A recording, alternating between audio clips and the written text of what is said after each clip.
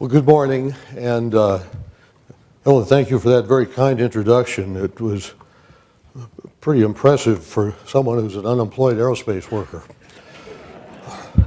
And I do thank you for permitting me to speak with you today. And whenever I hear a nice introduction like that, it always reminds me of after I'd taken early retirement from industry, I did join the faculty at Princeton, and I'd spent my whole career up until that time in either government or in industry.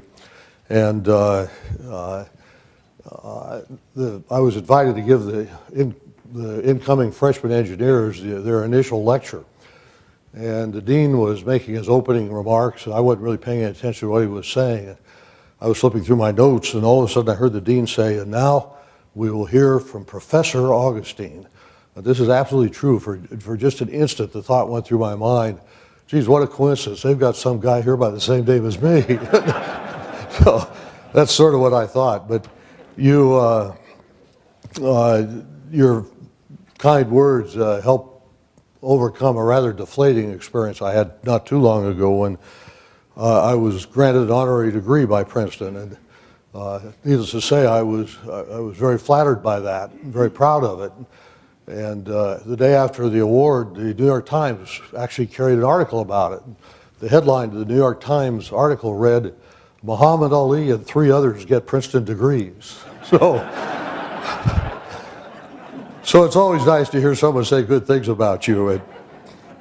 And it is always good to be back with my fellow members and colleagues in the IEEE, an organization I've belonged to for a long time. And especially at this particular meeting where you're dealing with the gathering storm. I've devoted a good part of the last 5 years of my retirement to following through on the recommendations of the Gathering Storm Committee. And you can imagine how pleased I am that an organization with the stature of the IEEE is taking on that same cause and particularly focusing on STEM education. The nation, I think, is indebted to IEEE for what it's already accomplished, but there's a very great deal yet to be done. Some of the answers are obvious. Some of the speakers who follow me, I understand, will be talking about these things. My role today, I think, is to kind of describe the issue, the problems, and hopefully to inspire each one of us as individuals into action. And I need to caution you this early in the morning that part of this talk will not be particularly uplifting. I intend to tell it like it is. A little bit like the third grader who was assigned, the third grade class was assigned by a teacher to each write a theme on Socrates. One of the third graders apparently didn't believe particularly in using a lot of words, wrote a 3-sentence theme, and it went as follows. Socrates was a philosopher. He went around telling people what they were doing wrong. They fed him hemlock. My hope is that I fare better. But I would emphasize, though, and I really do want to emphasize this, that in this case there is still a possibility of a happy ending. It's difficult to appreciate, but we're now approaching the 5-year mark since the Gathering Storm report was put together. Are you hearing me all right with this? Okay, thank you. The report, of course, was put together by a 20-member committee, included individuals from academia and from former presidential appointees, included researchers, engineers, scientists, Nobel laureates, CEOs, presidents of universities, and so on. Our findings of our 20 recommendations were unanimous except for one that was 19-1, so there was an amazing set of agreement on a broad set of issues. 2 of our members, part of our strategy was to infiltrate the government, and 2 of our members now do serve in President Obama's cabinet. One is Secretary of Energy, and the other is Secretary of Defense. And the report addressed the question of how America and Americans were likely to fare in the global marketplace and what steps should be taken to help make Americans more competitive for prosperity in that marketplace. And the answer that was offered to the question of how are we likely to fare if we continue on the current path was, in a word, poorly. And the question, what might you do? As I said, we offered 20 specific recommendations. And the top 2 recommendations on that prioritized list that we put together, number 1 was to fix the nation's K through 12 education system, particularly in math and science, and to introduce some engineering into it. And secondly, to increase our investment in basic research by a factor of 2. The report, as you may know, received a good deal of attention early on in the White House and in the Congress, if not on in the Main Street. The essence of the plan we proposed was authorized by the Congress by an 88-8 vote in the Senate, 397 to 20 in the House, and that was in an election year when it seemed to, as today, Congress couldn't agree on anything other than upon disagreeing, I guess you could say. That year, unfortunately, due to an avalanche of 9,800 earmarks, along with what I would term as a system collapse, although we had that strong support, the funds never got appropriated to carry out what had been authorized, or at least very little of that funding had been carried out. And I was unfortunately quoted as saying, I can't imagine I would have said it, but that our Congress was the epoxy that greases the wheels of progress. But I do know about these things because I'm a rocket scientist, remember. I really am. That's something that's always bothered me. You know, when we engineers do something really great, like put 12 people on the moon and bring them back, that was engineering, right? Not science, by and large. We became known as rocket scientists. But when a bunch of guys on Wall Street cook the books, that's known as financial engineering. It just doesn't seem fair to me. But at least I'm one of you, an engineer who, one of those clever folks who designed your computer so that when you want to turn it off, you click on start. Makes sense to me. Whatever the case, the National Academy's report did get the subjects of science, engineering, and research on the, and education, I should say, on the table for debate. A lot of congressional hearings were held. Both presidents since then have mentioned the things we proposed in their State of the Union addresses. And I think the primary reason for this attention, and this may be important to what you're doing, was not that we talked a lot about the elegance of science and the excitement of learning. I personally happen to think science is elegant, and I happen to think that learning is exciting. We didn't talk about that. We talked about a 4-letter word, J-O-B-S, jobs. That was our focus. And I think that made all the difference. And we didn't talk about, per se, jobs for scientists and engineers. We talked about jobs for the nation's workforce as a whole. Only 4% of the workforce are scientists and engineers. So if that fraction were to be doubled, it wouldn't make an overwhelming difference in the situation.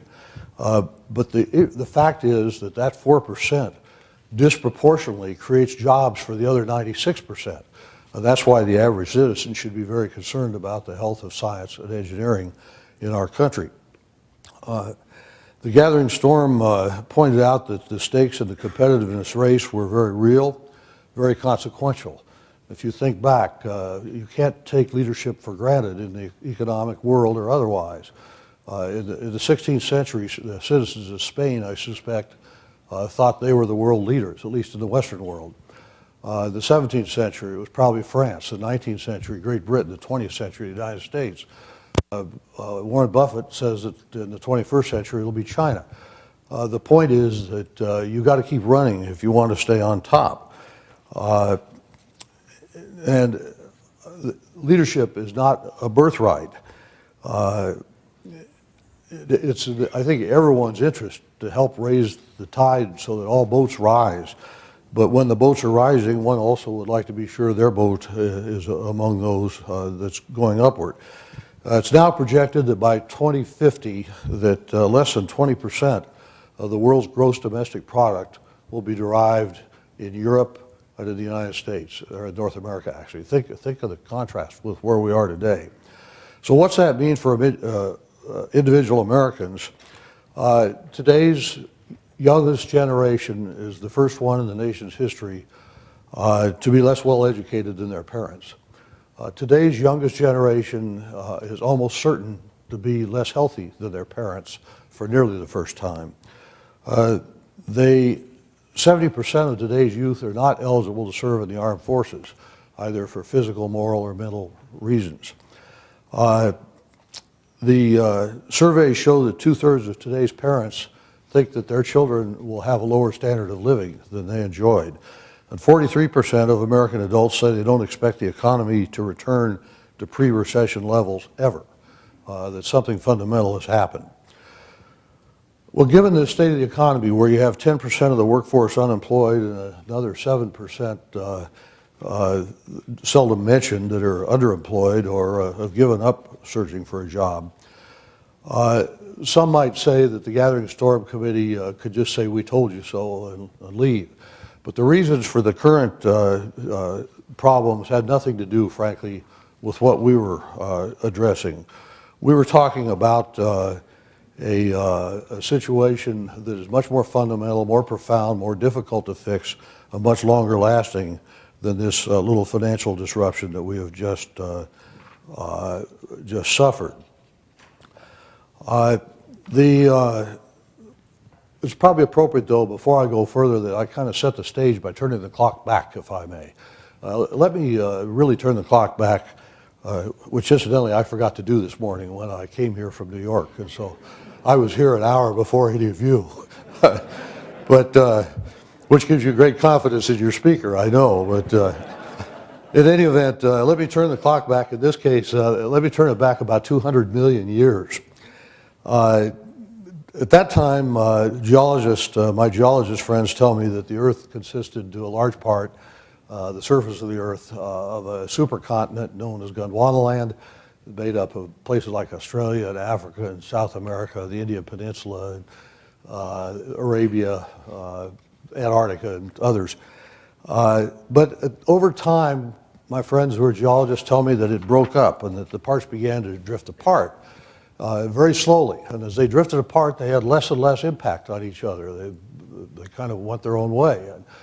But then my economist friends tell me that just in the last couple of decades, these pieces have all come smashing back together, such that they're absolutely fastened together today. They're neighbors. Think of this: 200 millions of moving apart, reversed in a couple of decades, mainly by the development of aviation and informatics. Well, Tom Friedman, in his remarkable book, The World is Flat, said that globalization has accidentally made Beijing, Bethesda, and Bangalore next-door neighbors. And that truly is a great description. If you think about it, today, a single trader in Singapore could bring down one of England's most venerable banks. And a stalling economy in Southeast Asia produced a shockwave in the markets in Europe. Or the Shanghai surprise that threatened the value of U.S. equities, or when the Russian ruble was devalued, that it brought down the best-known hedge fund in America, or that our subprime credit problem pushed Iceland into bankruptcy. And such financial rocks as Merrill Lynch and Bear Stearns and Lehman Brothers, Arthur Andersen and others have altogether disappeared. So you have this enormous change that's taking place in the global village. And an important consequence of this, what's been called the death of distance. Distance doesn't matter anymore. You can do transactions over great distances. That individuals in this country no longer compete for their jobs or for new jobs with their neighbors. They compete for those jobs with their neighbors all around the world today. And so you have a world in which, with the breakup of the earlier government systems in many countries in the 1990s, late 90s, early and late 90s, you had 3 billion new would-be capitalists enter the job market. And the average American is going to have to compete with those people and their offspring for jobs in the future, because distance doesn't matter anymore. Distance is dead. Let me give you a few examples of distance being dead that I find intriguing. Some of them are personal. We have a little home high up in the mountains in Colorado, and I had problems with my television up there last summer.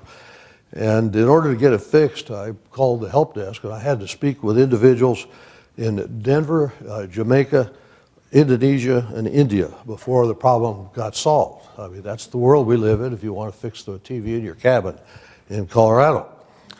In India, to better prepare students to work at help desks, they now teach courses on how to speak with a Midwestern accent. They've also suggested that people who are going to work in the call centers adopt a pseudonym that will make Western callers more comfortable. This is a true story. My next door, actually my neighbor across the street from where I live outside of Washington, D.C., recently was talking to a fellow at a call center in India, and this fellow insisted that his name was Abraham Lincoln. That's a true story. Anyway, a while ago, another example, I was traveling from Washington, D.C. to Ithaca, New York, and I lost my suitcase. I shouldn't say an unknown airline, unspecified airline lost my suitcase going up there. Coming back, the same airline lost my suitcase again going from Ithaca to Washington. So I went to US Air's counter and complained to the head of the baggage department, and he said if I wanted to find my suitcase that was lost between Ithaca and Washington, I would have to speak to this fellow in Costa Rica. So I got the phone, I called this fellow in Costa Rica, and it turns out he was perceptive. I mean, he really knew what was going on between Ithaca and Washington. First thing he said was, well, you should, he said, you must have gone through Philadelphia. And I said, well, as a matter of fact, I did. He said, well, you should know to never check your bag when you go through Philadelphia.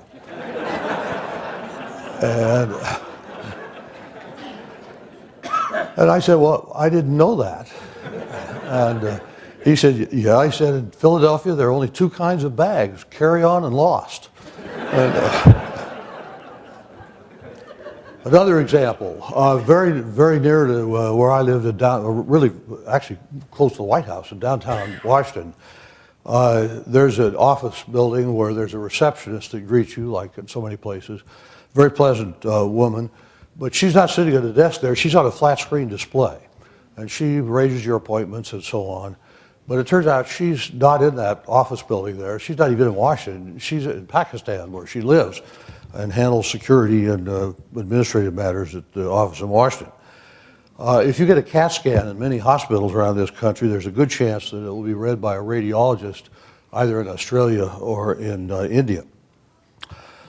Today, pilots at consoles in Nevada fly attack missions over Afghanistan during the day and then go home for dinner with their family at night. And a patient in Strasbourg, France had his gallbladder removed by a surgeon who was in New York at the time when the patient was in France. And as an engineer, I always say I hope that there was a human backup surgeon as well as a robot in that room. But it shows how distance is dead. You could do things around the world. We have to compete for jobs.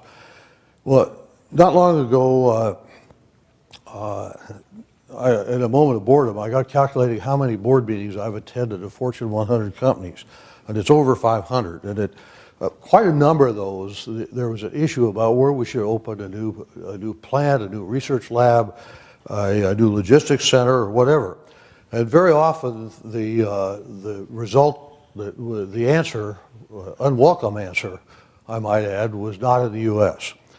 And you ask why. And well, for starters, if you, for example, you could hire 9 assembly workers in Mexico for the cost of 1 in the U.S. I was in a factory in Vietnam where you could hire 20 assembly workers for the cost of 1 here. You can hire 5 chemists in China for 1 here, 9 engineers in India. And what needs to be emphasized, though, from all this is originally people in this country thought, well, it's assembly workers that have a problem. It's not me. Well, today it is I, in the sense that today much work in the fields of accounting, medicine, dentistry, architecture, science, engineering, and others could be moved abroad and done just about as well as it's done here. So, and of course what that means is if you begin to doing research abroad, you build your engineering facilities abroad, many of the jobs that are created tend to be abroad as well. And so the question comes up, what are we going to do to assure that Americans have the kind of jobs you need to assure a decent standard of living? And the Gathering Storm Committee concluded that there was only one plausible answer, and we were not the first to conclude this, and that was that if we were to compete, that's what we were going to have to do, it was going to be on the basis of innovation. And by innovation, we meant the creation of new knowledge through world-class research. We meant transferring that new knowledge into products and services through leading-edge engineering, and then transferring those products and services first to the marketplace through unmatched entrepreneurship. And our conclusion was strongly influenced by the fact that over the past half century, between 50 and 85% of the increase in the nation's gross domestic product, read that as jobs loosely, is attributable to advancements in science and engineering. 8 different studies showed numbers in that range. Similarly, it's been shown that 2/3 of the growth in productivity, and read that as standard of living, has been attributable to advancements in science and engineering. The Hart-Rudman Commission some years ago, we met just before, about 2 years before, during the 2 years before 9/11. And among its findings, one was that we warned of a likelihood of a major terrorist attack on U.S. soil in which tens of thousands of people would likely die. That was before 9/11.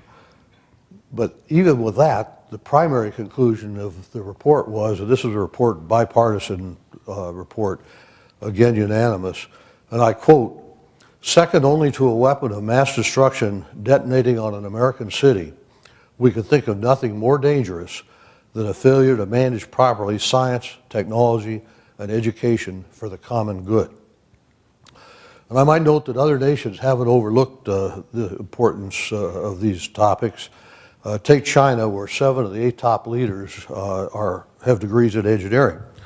The premier of the State Council of the PRC has said, and I quote, "The history of modernization is in essence a history of scientific and technological progress. Scientific discovery and technological innovations have brought about new civilizations, modern industries, and the rise and fall of nations. I firmly believe that science is the ultimate revolution." Well, as I've noted, while the Academy's report did manage to get on the agenda, the radar screen of the debate in the Congress, the need for more money in research, the need for fixing K through 12 education, during our first 3 years, those things that were implemented were more in the form of reversing bad things that were about to happen. And you could describe this as cost avoidances almost. And as business people know, cost avoidances are not unimportant, but they're not a way to sustain long-term prosperity. And it was at this point in our follow-through to the Gathering Storm Committee's work, the disaster struck, and struck with a vengeance. And of course, I refer to the near lockup of the global financial system in the fall of 2007. But to paraphrase the title of that Broadway show, you remember, I'll paraphrase, a strange thing happened on the way to the forum. The strange thing that happened was that we were trying to get $19 billion a year put in the budget for our recommendations. We weren't able to do that, but then when the economy crashed and there was no money available, not only were we able to get the $19 billion in, we were able to get substantially more than that put in the budget, namely in the stimulus package. That was a much needed shot in the arm, as you can imagine. But as Tom Friedman once again warned, and I quote, "If we spend $1 trillion on a stimulus and just get better highways and bridges, and not a new Google, Apple, Intel, or Microsoft, your kids will thank you for making it so much easier for them to commute to the unemployment office." He has a way with words. And the good news, and also the bad news, is that the need for stimulus packages is hopefully a one-time event, or a rare event. And that implies that the progress that we've made in funding research and education has to be institutionalized so that we can sustain it. And in fact, as the stimulus package starts to expire, we find ourselves looking over a deep chasm known as the federal deficit. And we, a lot like the renowned Evel Knievel, you'll recall, he used to try to leap deep canyons in 2 bounds. That's sort of what we're trying to do here. And it's likely it's not going to work any better for us than it did for him unless we could make this greater funding in these areas a lasting budgetary action. And at this point, in the spirit of offering a little bit of much needed levity probably, I would tell the story of 2 fellows who were avid baseball fans, and this also relates to the good news, bad news from before. These 2 fellows who were baseball fans, one of them was very ill on his deathbed, and he agreed to, with his friend, that when he got to heaven, he was an optimist, when he got to heaven, he would try to get a message back to his friend as to whether they play baseball in heaven. Well, he passes on. A few days later, his friend in the middle of the night hears a voice calling to him and says, Bob, wake up, it's me.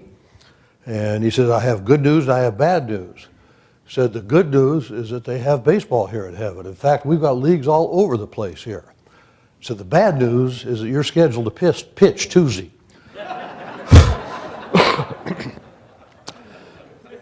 So the budgetary situation has changed dramatically, good news and bad news, since the Gathering Storm report was first released. There are some other aspects that have also changed, some not for the better. And they both relate to education, higher education and K through 12 education respectively. And 5 years ago when we met, America's universities were, I think, unarguably throughout the world viewed as the finest overall institutions available. And there was no one that could see any significant reason why that might be subject to change in the distant foreseeable future.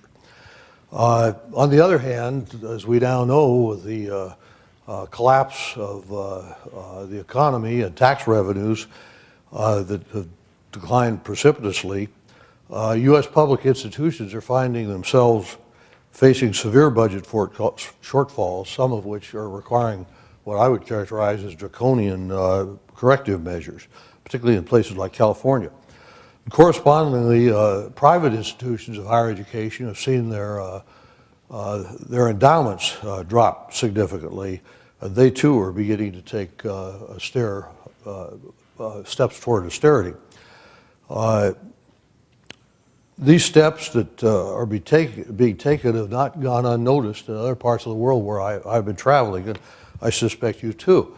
Lists are being made of who are the really stars on the faculties at the various departments in our universities, the stars in research and in education, with the idea that this may be the time that they could persuade them to come to their universities and give their universities a great uplift. And that threat's exacerbated, I think, in our engineering schools, where some 40% of the faculties came from abroad in the first place to the U.S. On one trip outside the United States, I visited a friend who runs a major government-operated, government-owned biology research center, modern microbiology center. And he very proudly showed me a notebook about like that, divided into sections with tabs by various countries.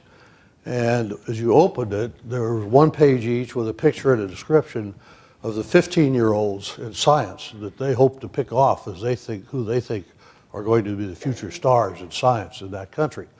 Well, personally, I found that to be a bit intrusive, if that's the right word, until I got thinking about it. How many of our universities would tolerate a football or a basketball coach who didn't have a notebook of all the 12-year-olds who are likely to be great football or basketball players? And so what it comes down to is, what are our priorities? What is it that we want to emphasize? So while our universities struggle financially, many universities elsewhere are seeing this as an opportunity for significant gains. And I would site is perhaps noteworthy among those Kaust in Saudi Arabia. Some of you may have visited Kaust. I was given the opportunity to give a couple of lectures there not very long ago, and it's got an ultra-modern, brand-new facility, which to me, those of you from Colorado, it reminds me a little bit of the Air Force Academy, but built on sand, or I should also say on oil. And Kaust has some interesting features. It charges no tuition. It has no departments. It has no tenure. It focuses on science and engineering. It's graduate only, and it has students and faculty from 72 countries, and it has an endowment that it took Harvard 3 centuries to build on the day it opened. That's the sort of efforts that are being built abroad.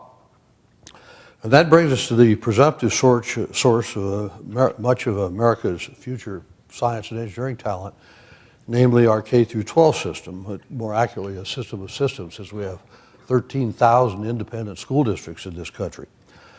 And if we're to create jobs for all citizens, leading in innovation will certainly be necessary, but it won't be sufficient, because it's also required that the citizens who would take those jobs that are created by scientists and engineers also have the skills to operate in the high-tech world where those jobs are going to exist. Well, at the time the Gathering Storm report was prepared, the evidence indicated that the K through 12 system in the U.S. was performing abysmally. Today, 5 years later, the evidence indicates that the K through 12 system in the U.S. is performing abysmally, at least by global standards. And I would hasten to say that America has some terrific schools, some terrific teachers and administrators, some terrific students. But the fact is that by international standards, we're not even competitive on average. There are many things that are helping, but it's taking a long time. One thing that appears to be helping is the proliferation of charter schools, but it's moving at a glacial pace. In international tests in math and science, the U.S. 17-year-olds ranked 25th among developed nations in science, in math, and 23rd in science. You'll recall how we reacted in this country a few years ago when we discovered that our basketball team wasn't first in the Olympics. But we seem to be sort of indifferent to the fact that we rank 17th among industrialized nations in high school completion rate, 19th in college completion rate, although that's improved a little bit, or that China is already producing more English-speaking engineers than the U.S. produces, and that only 5% of U.S. baccalaureate degrees are awarded in science and engineering. In China, the share is 42%, Singapore much more. And in almost all these parameters, we were in first place a couple of decades ago. It is amazing how quickly you can lose a position and how hard it is to regain in science and engineering. And I use the example that's quoted often by Craig Barrett, the former CEO of Intel, who was a member of our Gathering Storm group. And Craig pointed out that over 90%, he said, of Intel's revenues on the last day of any year come from products that didn't exist on the first day of that same year. That's how fast one has to keep moving. Well, in the 2008 National Assessment of Education Progress, which is widely known as the nation's report card, math scores among 17-year-olds remained basically unchanged from the prior test. Scores of 13-year-olds improved by 2 points on a 500-point scale. And the so-called bright spot, as it was characterized in much of the media, was the performance of 9-year-olds in math, which the gain was 4 points. And if one were to ask just what's that mean in terms of how much our students have improved, take the whole 40-year period since that test has been given. A little math of your own that I did reveals some disconcerting trends. For example, it indicates that in the so-called bright spot math among the ninth graders, actually I said ninth graders, it was 9-year-olds I should have said, 9-year-olds. The bright spot, math among 9-year-olds, and of course not too many companies hire 9-year-olds, but in that bright spot, if our public schools improve at the same rate as the private schools in the U.S. Have improved over those 40 years, the public schools will catch up with the private schools in just another 150 years. And that says nothing about catching up, of course, with the children of Hong Kong and Singapore and Finland and Taiwan and Ireland and so on. Well, you know, how could this be? Well, for openers, if you're in 5th through 8th grade in a public school in the U.S., there's a 69% chance that your math teacher has neither a degree nor a certificate in math. Chances are they're a phys ed teacher who's been told, go teach math. If you're studying the physical sciences, there's a 93% chance your teacher does not have a degree or certificate. In fact, over half the nation's science teachers haven't had a single college course in the field they teach. Apparently, though, they're very good. And the reason I conclude that is that in New York City, where they have 55,000 teachers, fewer than 10 have been getting fired each year for any reason at all. California, where there are 310,000 teachers, fewer than, the average of 6 get discharged each year. And it does seem to me to be a bit of a distortion of the concept of tenure, that a first grade teacher with 3 years experience should be granted tenure. And if you'll permit a personal interjection at this point, I took early retirement because I've always wanted to teach. And I always thought that would be an awfully rewarding career, which somehow my career never drifted in that direction. And so I took early retirement, and it turns out that I'm not qualified to teach 8th grade math in any school in my state. And that's true in most states, in fact. And fortunately for me, the folks at Princeton asked me to join the faculty and teach in the engineering school there. But, you know, I go around saying that, and I always say, what's wrong with this picture? And a couple of my friends from Yale stood up and said they didn't understand the problem.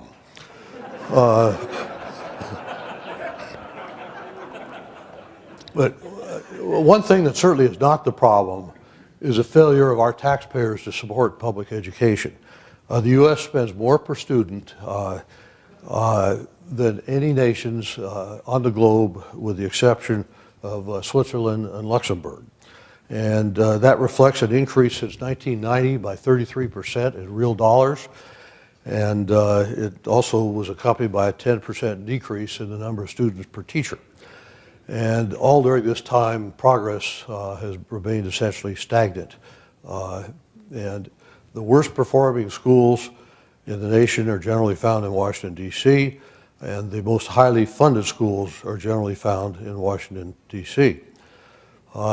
Based on my own travels in some 106 countries, I could fully understand Bill Gates' remark when he said, and I quote, "When I compare our high schools to what I see when I'm traveling abroad, I'm terrified for our workforce of tomorrow."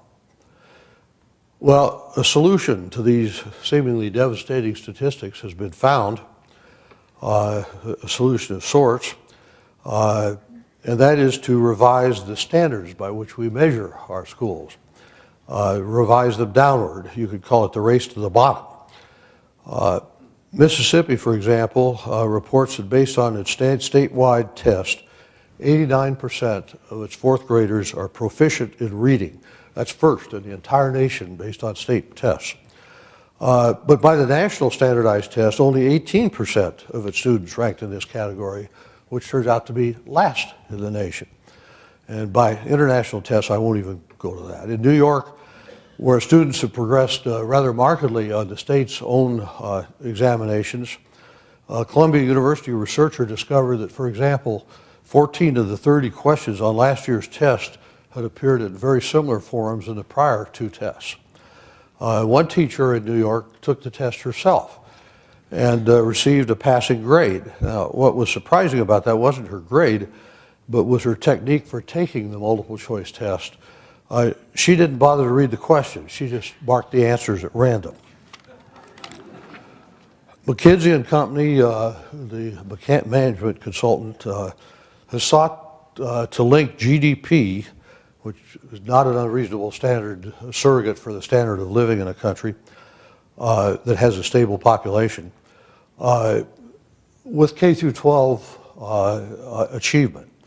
And they concluded that if the U.S. youth could match the performance of the students in Finland, our economy would be between 9 and 16% larger. That's about $2 trillion. In other words, it's about 3 stimulus packages every year, year after year. Think what we could do. In many states, there's a provision in law like the one that was recently introduced in a one-sentence bill in the in the New England legislature. That bill read, and I quote, and as I read this, think about how you'd like to have this arrangement with your boss. It says, a salary of a teacher may not be based upon the measurable performance or productivity of the teacher or a student of the teacher. That's the law in many states. It's not surprising that Arne Duncan, the Secretary of Education, has said that every year 1.2 million students leave school, condemning themselves to a life of poverty and hardship. Well, given this, that this is the supply of domestic scientists and engineers, how are we doing in getting scientists and engineers? Well, during the past 2 decades, which of course has been an era of just exploding technological advancement, the number of engineers, mathematicians, physical scientists graduating in the U.S. with a bachelor's degree actually fell by over 20%. Until last year when it took an uptick, mostly due to foreign students incoming at the bachelor's level. This contrasts with the growth in the production of lawyers of 20% upward, or of masters in business administration of 120% upward in the same period. And interestingly, the recent discontent, if you will, on Wall Street may be causing an actual reversal of the latter trend.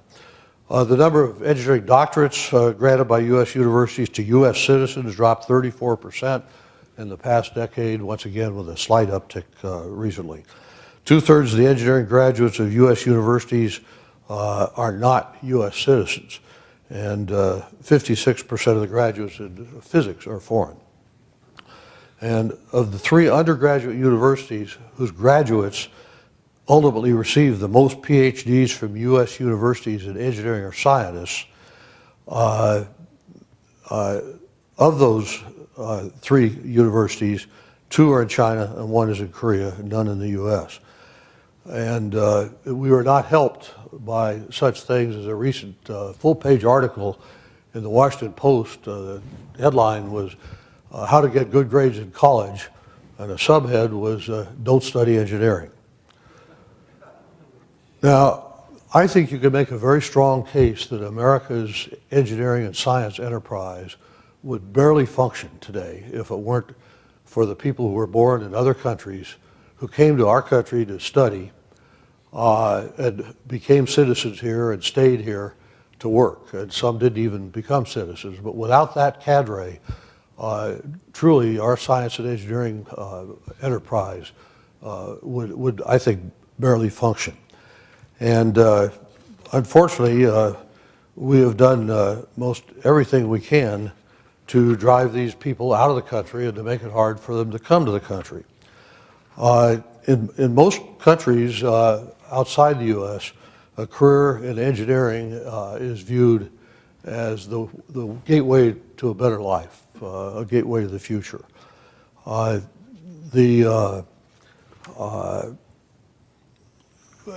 it's interesting that in surveys in this country, you get a mixed reaction. If you talk to the John Q. public, they describe engineers as honest, as smart, and as geeks.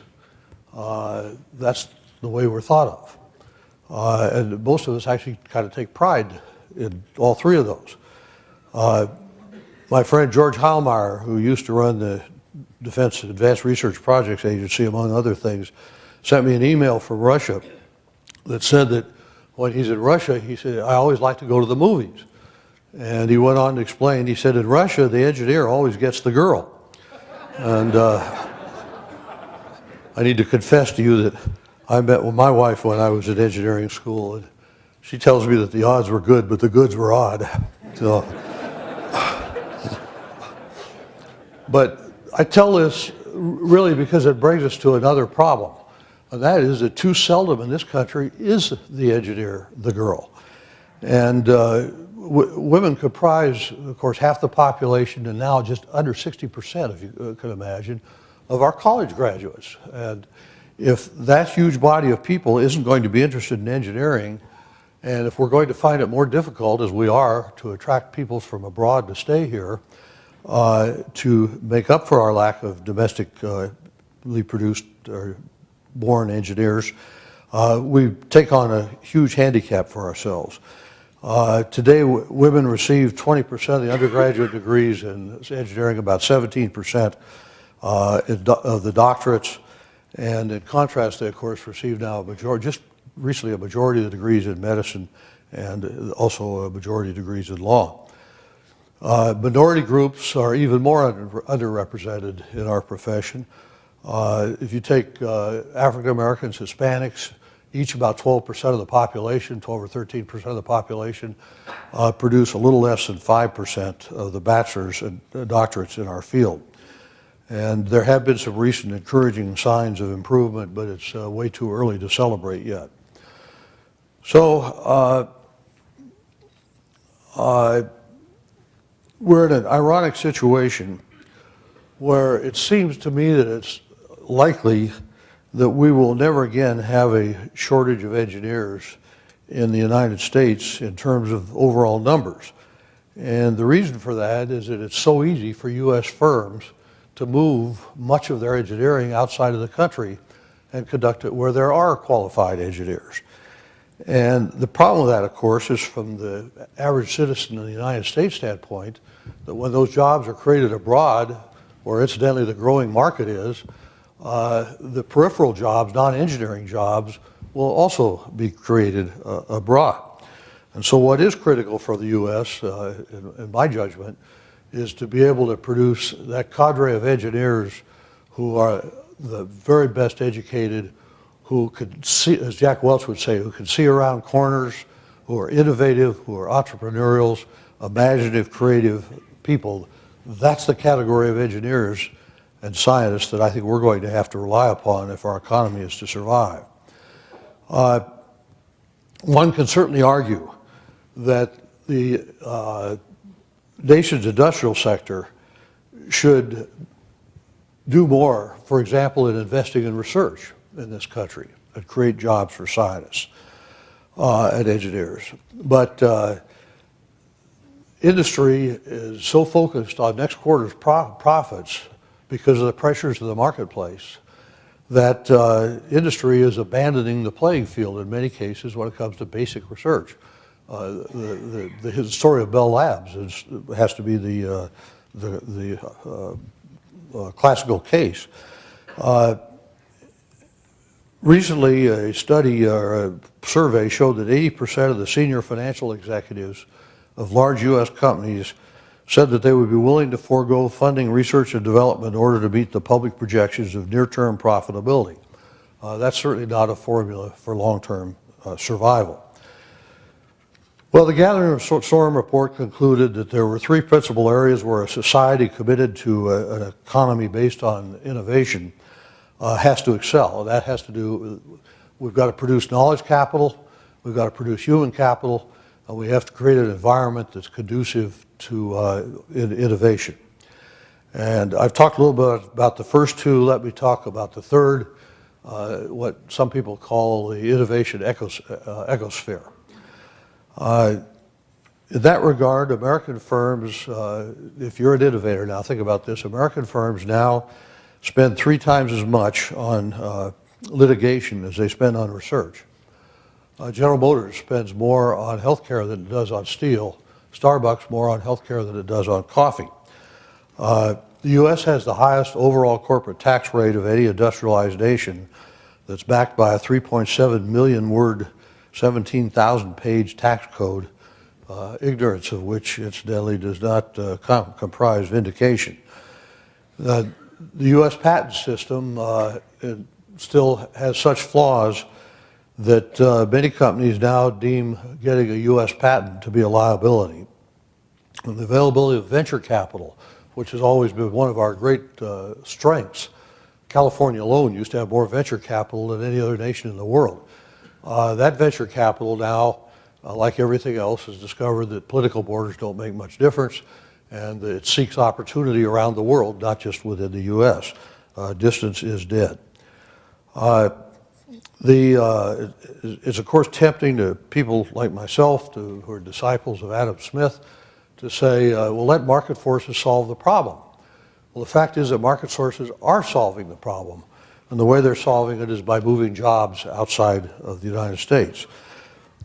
Howard High of Intel has said, and I quote, this is fairly representative, "We go where the smart people are. Now our business operations are 2/3 in the U.S. and 1/3 overseas, but that ratio will flip over in the next 10 years. Or Chad Holliday, the CEO of DuPont, who was also on our committee, he said, quote, "If the U.S. doesn't get its act together, DuPont is going to go to the countries that do." So as one looks back at the 5 years that have transpired since the Gathering Storm report was produced, one observes a further deterioration in America's overall competitiveness outlook, and in part because other nations are advancing, but also in part because of our own failings to act quickly. There have been some significant short-term steps taken, but they are very dependent upon the stimulus package, and we'll have to sustain them. Let me just close with an observation that years ago I used to live in California, and we all thought that California was 20 years ahead of the rest of the nation. Today I'm beginning to fear that we may have been right. Thank you very much. There's an enormous amount that we can do, particularly in STEM education and support for research, and you all can make a difference. Thank you for inviting me.